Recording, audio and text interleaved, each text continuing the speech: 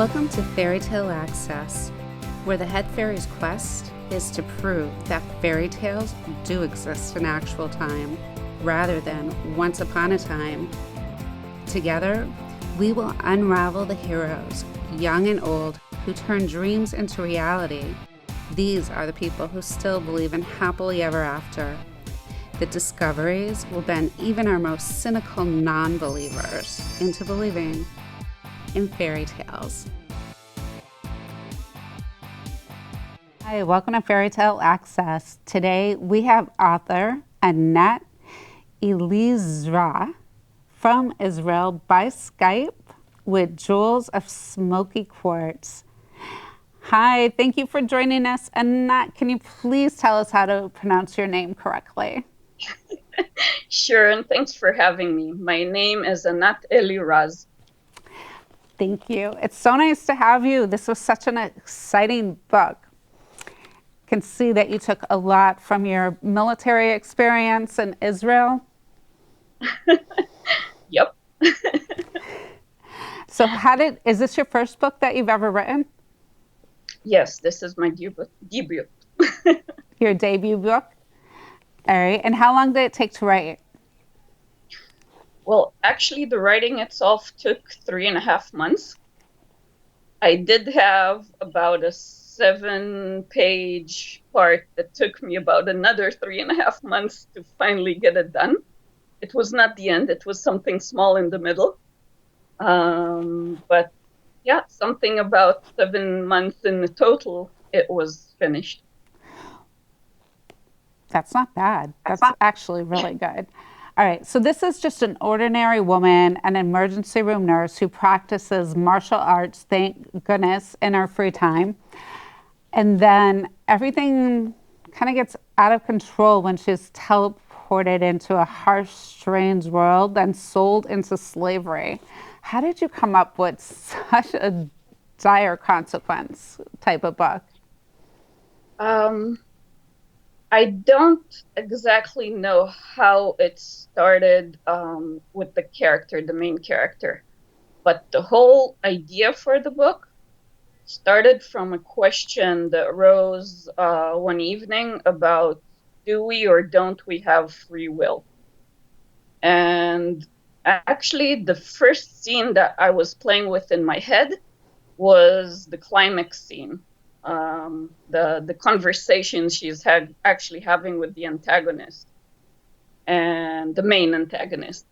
And from there, I started building up the background and the main character and all the other characters she meets along the way. Wow. But you're a mother of 4. How did you have time to put it together in 7 months? I wrote mostly at night.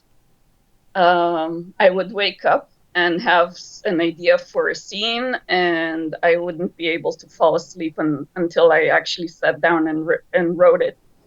So, yeah, I didn't sleep that much that time, but I just had to write it down. So it was mostly night times. Sometimes if I had like a free hour in the day or lunchtime, I would sit and write. That's amazing. So tell me about your background. Do you also work? Yes, I'm a physiotherapist, physical therapist if it's the United States. Uh-huh. I work with preterms, children, used to work a few years with adults as well, but right now only children mostly. Oh, that must be hard. Hard and gratifying, I think is the right word. I really feel I'm changing things, that I'm doing things. I really enjoy what I do. Oh, that's wonderful. So you work, you have 4 children, and you still found time to write this. Now tell me about your background with the martial arts, because that was huge in here and it was so believable. I did my best for it to be believable, and I really hope that the martial arts community, those that also like fantasy and read the book, could relate with the techniques mentioned there. I didn't put too much names inside because the average reader wouldn't know what it means, and I didn't find them very important for every other reader. But I believe that those that have practiced would know, oh, if she did this, it means she did Kokyo Ho or Kionage or whichever other name, which is actually the right name for that technique. I've been practicing since 1999, on and off. I've practiced quite a few years in the beginning doing Aikido. Mm-hmm. Stopped when I got pregnant. and, and then when the kids grew up some and I started having some free time, I came back. And then I came back to kind of a mix of Aikido and Jiu-Jitsu, Aikijitsu, and right now doing Jiu-Jitsu mostly. Wow. Well, you seem like somebody who has a strong lean towards like adventure things. So, what's the most adventurous thing you've ever tried? Oh, quite a lot. I've jumped out of a plane Oh, with a parachute. that's good. That's always helpful. Still here. Um, so I both had certain experiences during my service, and just in general, we like to hike as a family. We take quite a few trips if we don't consider the COVID time that kind of closed that for us. But in general, um, Wow. yeah, I guess So for one of the for sorry, so for service in Israel, so everybody knows, the women have to do how many years versus the men doing a different number? Is it it changes every there are several number of years, but when I was doing army service, it was just under 2 years of service for women. oh, okay. And you do that right when you're out of high school? Yeah. And how long do the men have to stay in? General of 3 years. Again, when it was my time to serve, it changes from time to time. But actually, I did almost four. Oh, wow. Can we ask what type of service personnel you worked with? Um, yeah. Well, again, it's not anything classified. I was a tank instructor. Um, yeah, and then I don't exactly know the translation in English, but I was an officer in parachuting company. So I kind of tried just about everything you can except for sea ventures. Oh my goodness. All right. So that's why the kids must have tamed you a little bit. So you had to go back to writing to relive it. Because this was so incredibly exciting. I had so Thank much you. fun reading it. She was I'm so really glad to what? hear. Yeah, I love how you teleported her into this harsh, strange world. The whole slavery angle made me think of the things that happen today with, kidnapping and slavery around the world. But it was just really well laid out and English. So you grew up in Israel. So English is your second language or third? It's my second language, but as I laugh and say, it's my first written language. Oh, really? So yeah, at a young age, I lived for a few years in Singapore and learned in international American school. So I actually knew how to write cursive in English when my mother started teaching me how to write Hebrew. So I'd know how to go back to school when we come back home. That must have been such a hard switch. But your English is impeccable. I mean, it was really well written, well laid out, great story, just action packed. And Well, it's easier when you write because you have the time to search for the right words and correct yourself. Sometimes when I talk, I kind of feel either nervous or that I'm stumbling over my words. So, no, you're fine. You're funny. All right, so let's see. Airplanes, tanks. So you have a lot of adrenaline, and you really help the reader with that, like that whole adrenaline feeling that the character is going through. You were really good about taking us through that and making it, like, yeah, I could do that. Probably not, but it was just so uplifting. And the hiking in nature really fits into it. yeah, I try to use things along the way. There isn't too much in the first book, but there will probably be more in the next. What about all the unnatural forces at work? Where did you come up with Okay. that? Well, as I said, the first scene that actually came into my head was the climax scene.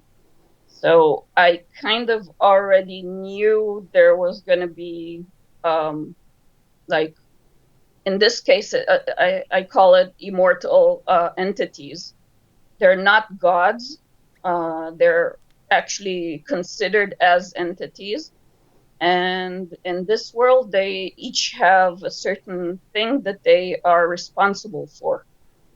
Um, you meet two of them in this book, which is the Creature of Memory and Lord of Nature, but there are a few more. Um, and each one of them actually has his own part, but also, except for being immortal, they also have their flaws. They're not some immense being, Yeah, and you had, divine. no, it was really unique backgrounds and really multicultural. A little bit of Central Asia, a lot of Iranian influences, it looked like. Is that correct? Mhm. And then the physics in fighting, Yes. that was really well laid out. I really tried to make mostly the main character as believable as possible. She is human. She doesn't have superpowers. She does mistakes. She gets hurt. Um, she needs to get her timing correct because physically she's a pretty average woman. She's not overly big. She's not overly strong, but she has to use her techniques correctly and well, so she could actually use them as weapons, as fighting techniques. Um, I think it's something that's possible, even in this world. I mean, I hope I'll never have to use my martial arts to fight anybody. But I do hope that if I have to defend myself, I will be able to. Um, it comes from the smallest things. I can give the example that many years ago I was washing the floor and I slipped. It happens. And I just flipped into half a roll. It wasn't perfect, but I didn't break anything and I hardly hurt myself. So it was kind of strange, but my body acted automatically into the technique. And in any other circumstances, I might have opened something, broken something. It was quite a fall. Oh. Um, it happens. No, but I And think, well, I think you're right. When you learn all those techniques, it is something to fall back on, in the strangest of circumstances sometimes. yeah, it doesn't have to be life threatening, and could be just everyday mishaps that your body just reacts to automatically.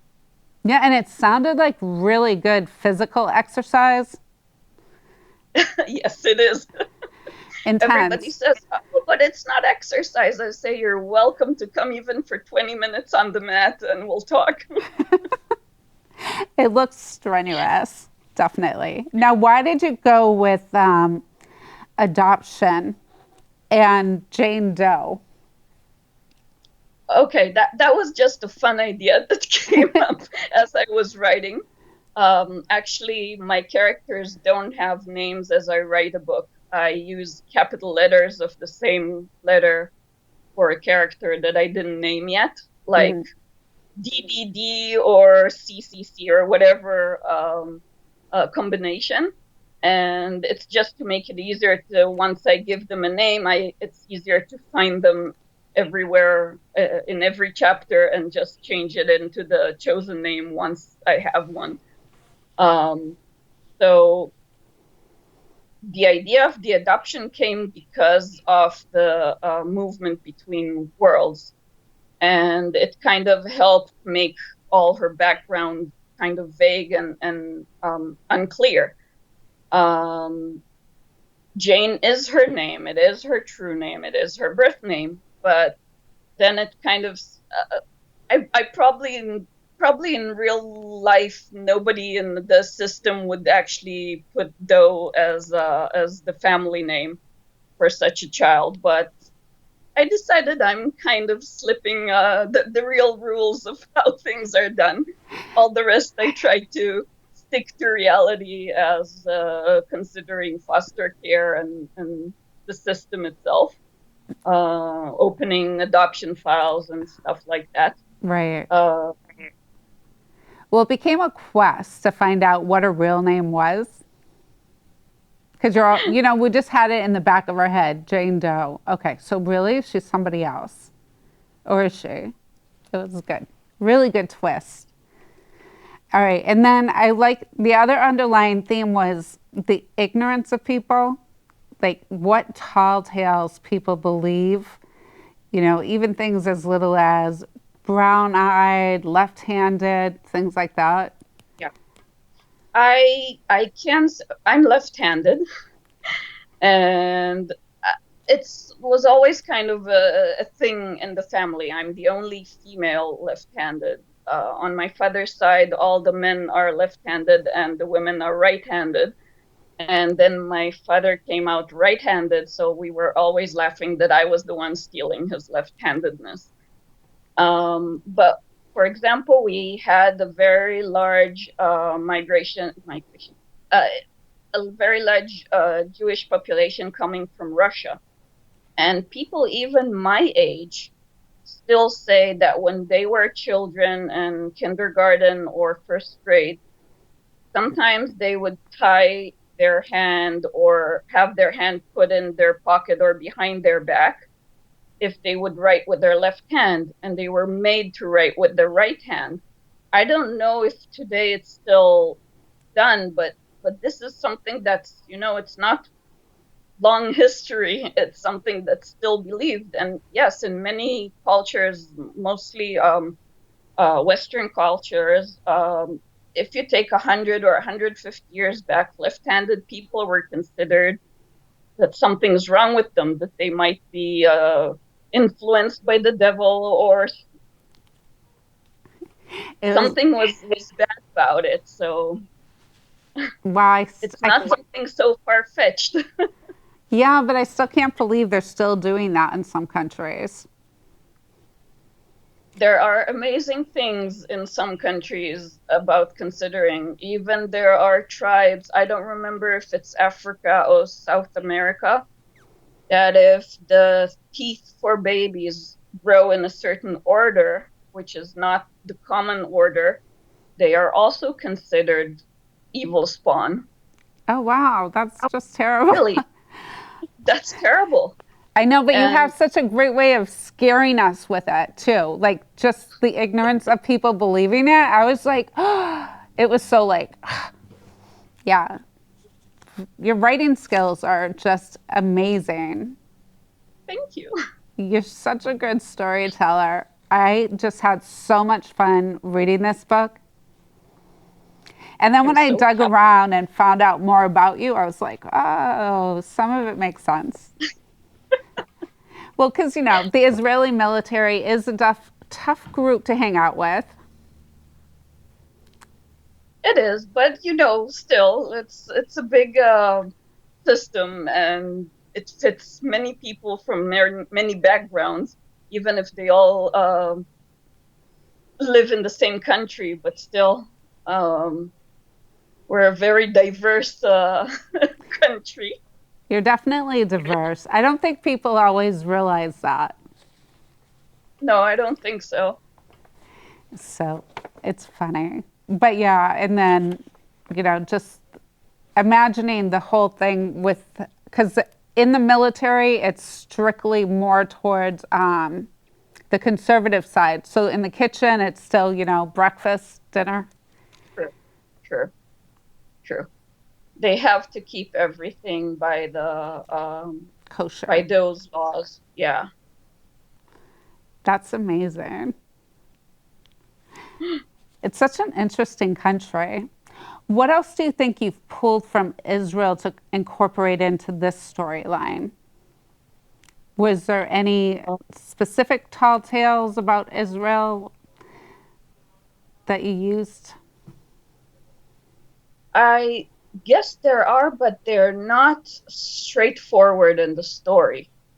Um, Anyone in the world knows there's a conflict here, and I'm not going to go into the political side. Yeah. I can say that one thing I did my best with this book, even before I even thought I'd ever publish it, was you won't find the word God anywhere in the book. Even if it's, like, oh my God, then it's not oh my God, it's oh my in the max. And there's no mention towards this. In a way, you don't know where Jane came from. You know she's speaking English because it's mentioned, but you don't know which English speaking country she's actually coming from. Exactly. So you don't know if it's the States, you don't know if it's Europe, you don't know if it's Australia, if it's New Zealand, if it's Right.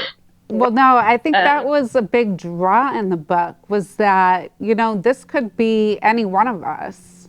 Like, and yes. it was so believable, even with the fantasy element, that, oh, this could happen to me. That would be bad. You know? Look, there are all those people um, that do.